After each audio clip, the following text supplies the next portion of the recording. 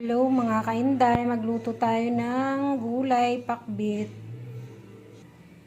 Ito ating so may hipon tayo, and then baboy.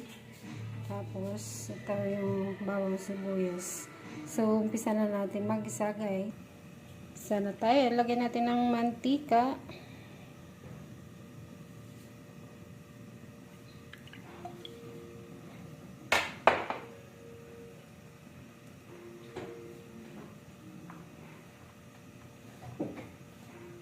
Then, bawang. Sama natin.